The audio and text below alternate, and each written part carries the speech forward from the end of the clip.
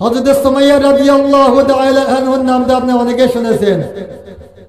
হযরত সুমাইয়া রাদিয়াল্লাহু তাআলা আনহা ছিলেন ইসলামের একজন সর্বপ্রথম শহীদ।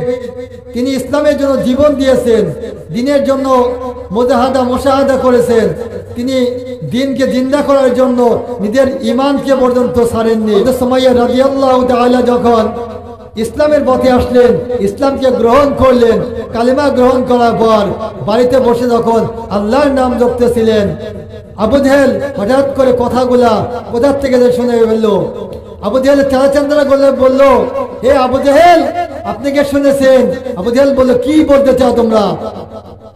আবু জেহেলের চালাচা গুন্ডারা বলল, কিছু বলতে চাই না, বলতে চাই হযরত সুমাইয়া রাদিয়াল্লাহু তাআলা আনহা ইসলাম গ্রহণ করে, সে কালিমা গ্রহণ করে মুসলমান হয়ে গেছে।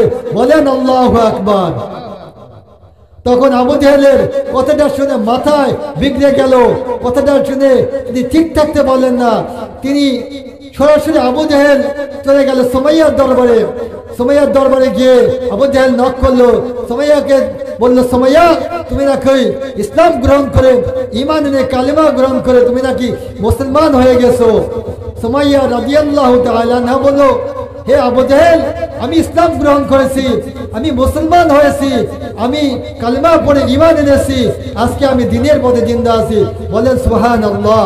হযরত সুমাইয়া রাদিয়াল্লাহু তাআলা বলল যে, হে আবু জেহেল, আমি তো ঈমান এনে মুসলমান হয়ে গেছি। আবু জেহেল বলল, যদি এই ঈমানকে ছেড়ে দাও, আমি তোমাকে অনেক লাখ টাকার মালিক বানিয়ে দেবো, মক্কার ধনী ব্যক্তির সাথে বিয়ে দিয়ে দেবো। বলেন নাউজুবিল্লাহ। তখন আবু জেহেল এই কথাটা মানার চেষ্টা করলেন। আবু জেহেল চুলের মুঠি ধরিয়া আবু জেহেল ঘরের বাইরে নিয়ে আসলো। সুমাইয়া রাদিয়াল্লাহু তাআলা আনহা আবু জেহেলকে বলল, আবু জেহেল, আমার তো ব্যথা লাগে, আমি তো ব্যথা পাই, আমাকে ছেড়ে দাও। আবু জেহেল বলল, তুমি যতক্ষণ পর্যন্ত ঈমান না ছাড়বে ততক্ষণ পর্যন্ত আমি আবু জেহেল তোমাকে ছেড়ে দেব না। বলেন নাউজুবিল্লাহ।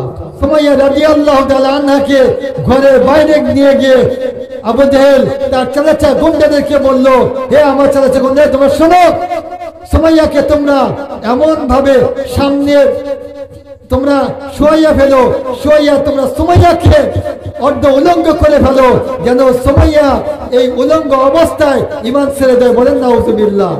হযরত সুমাইয়া রাদিয়াল্লাহু তাআলা নাকি তখন আবু জেহেল সকলের সামনে অর্ধ উলঙ্গ করে ফেলল। তাকে অর্ধ উলঙ্গ করার পর সুমাইয়াকে ডেকে জিজ্ঞাসা করা হলো, সুমাইয়া, তুমি কি ঈমান ছেড়ে দেবে? সুমাইয়া বলল, আমাকে যদি মারতে মারতে মেরেও ফেলো, আমি ঈমানকে ছেড়ে দেব না। আজকে যখন আমি ঈমান এনেছি, এই ঈমানের কারণে আমি এত দামি হয়েছি, আল্লাহ রাব্বুল আলামিন আমাকে তার জান্নাত দেওয়ার জন্য পথকে সচেষ্ট করে দিতে। বলেন সুবহানাল্লাহ। অথচ আমরা এইগুলো বুঝি না।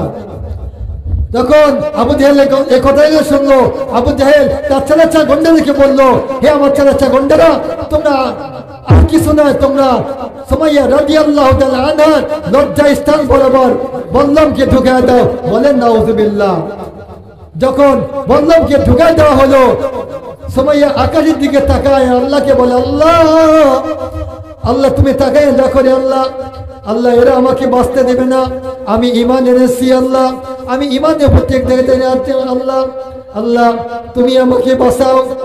আল্লাহ তখন জিব্রাইলকে বলে, জিব্রাইল, আমার বান্দি ঈমান এনেছে, আমি এই ঈমানকে এত পছন্দ করেছি, এত মহব্বত করেছি, যাও যাও, জান্নাত থেকে তুমি একটা জান্নাত নিয়ে গিয়ে তার সামনে তুলে ধরো, সে যেন ঈমানকে হারিয়ে না ফেলে, সে যেন ঈমানকে আঁকড়ে ধরে। সুমাইয়া রাদিয়াল্লাহু তাআলা আনহা যখন জান্নাতকে দেখলো, হি হি করে হেসে ফেলল। বলেন সুবহানাল্লাহ। যখন জান্নাতকে দেখে হেসে ফেললো, তখন সকলে বলল, দেখো সুমাইয়া পাগল হয়ে গেছে। বলেন নাউজুবিল্লাহ। যখন সুমাইয়া বলল, না, আমি পাগল হইনি, আমি ঈমান এনেছি, তোমরা তাকায় দেখো, আমার আল্লাহ জান্নাত থেকে আমার জন্য একটা জান্নাত বরাদ্দ করে নিয়ে আমার চোখের সামনে তুলে ধরেছে। বলেন সুবহানাল্লাহ। যখন সুমাইয়া রাদিয়াল্লাহু তাআলা আনহাকে অত্যাচার করা হলো, নির্মম ভাবে, কঠোর ভাবে যখন অত্যাচার করে, তাকে যখন জুলুম নির্যাতন করে মেরে ফেললো, সে শহীদ হয়ে গেল। আল্লাহ রাব্বুল আলামিন বলেন, আমি সুমাইয়ার প্রতি এত খুশি হয়েছি, এত রাজি হয়েছি, যার কারণে সুমাইয়া আজকে শহীদ হয়েছে।